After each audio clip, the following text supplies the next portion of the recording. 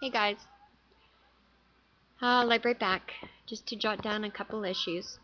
I phoned the ombudsman again, this is twice now, and I wanted him to investigate the workers' advisors in the workers' advisors offices in British Columbia, because I have failed to get any kind of help from these people. They refuse to find loopholes, they refuse to write letters for me, they actually just refuse my help on the grounds that they do not see any reason to pursue an issue. How lame is that? What the guy actually wanted to say was, you've been doing fine without our help, why do you want me to waste my time and help you when there are others out there that don't even know how to spell their name? Well, guess what? I'm fighting for somebody else, not me. I'm fighting for my husband. So if he wants to get that technical, and then again you have another issue. Why would you want somebody to help you out that you know wouldn't even try hard? They would just skirt the issues and say, oh well, you lost, see ya. Because they don't really care. Who out there really cares what happens to me? Probably nobody. Right? Because nobody's helped me. It's terrible trying to get help around here. What am I going to say now? Well, you guys, I want this to be over so bad. And it's not over yet. I still have... Oh, and you know what? Here's another thing. Long time ago, I told them, do not send workers' advisors' offices any litigation or letters in regards to my husband's file. Well, here's one that was dated January 28th. Oh, and this one says a copy was sent to Chris McMillan at the workers' advisors' office. But guess what, you guys? I fired Chris McMillan in November of 2008. So why would they send a letter to him if I had fired that guy? Here's another one I just got. This one's dated March the 3rd. Copy sent to Chris McMillan.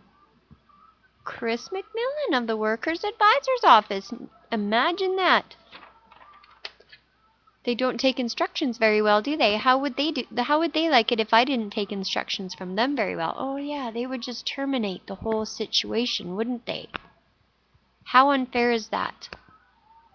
I'm pretty much at my wit's end. I have been fighting for 6 years. I have been reading and reading file after file online of injured workers, seriously injured workers, that should have had help and need help.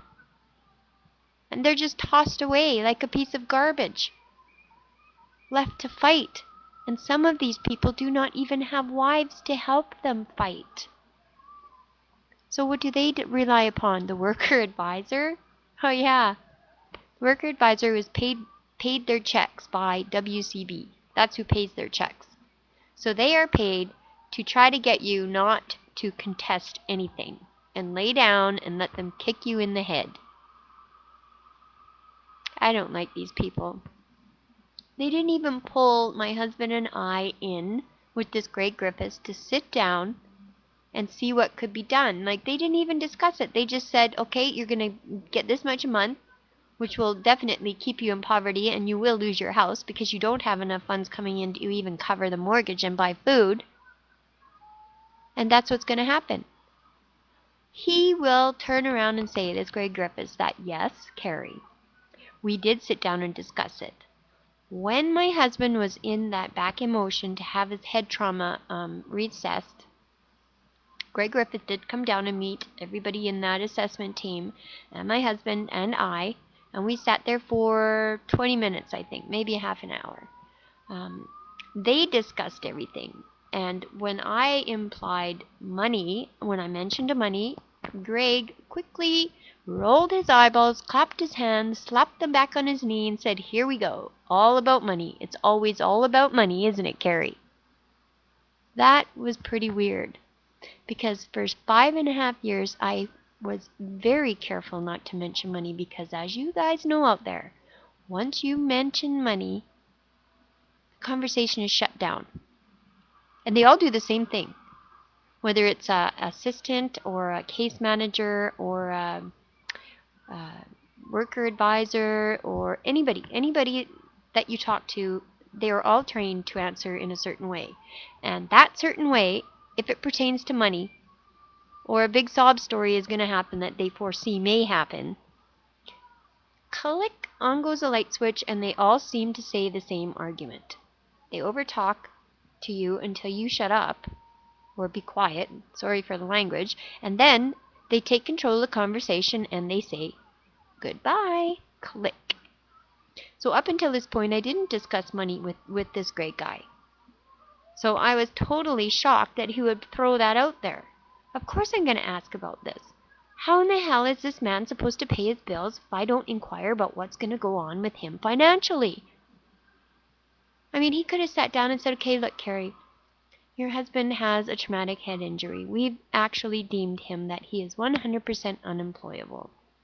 Well, that's fine, but why didn't they take another avenue? Why didn't they say he is young and he shouldn't just be wandering around your yard, making your life hell?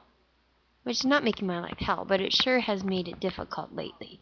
Because I don't leave him alone because he could hurt himself. Not, like he just doesn't remember safety issues and it's just really hard. So it's easier if I just don't leave him alone. But they could have done something like set us up in a little gift shop or something, or some kind of business where I could get his ass in there and, he could hang out with me and maybe try to get productive again. They don't even do that. They just slap a poverty sticker on him and shove him out the door. That's not fair. That's not fair at all. They didn't take the time.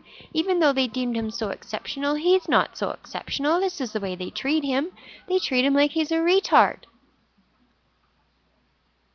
They want him to go away. That's not it. He's not going to go away. What happens if I get really sick again and get thrown in the hospital for 4 months? What are we going to do? No bills will get paid. He won't remember to pay any bills. Things will be starting to cut off. If I die, heaven forsake, what's going to happen to him? Somebody could come right in and just rip this guy right off. Stipulations need to be put in place so that he will be taken care of. And if that is the one thing I'm fighting for right now, I want them guys to take his pension money and pay off our mortgage. Get that out of the way. Then I could use the money that he gets to pay for his dentist bills and his food and his hydro. I mean, he's going to need a car pretty soon. His is breaking down. You can't go out and even get a loan for a car because there's not enough money coming into the house to even get a loan. Why is it so hard for these WCB adjudicators to actually sit down, look over a so exceptional case, and make a proper decision? One that affects the injured worker, not the bank accounts of the WCB board. Is it that terribly hard? I'm believing that it is. And this is lightbrites logic on that. And with that, I'm going to say good night. And thank you for having your time to watch this. See you later.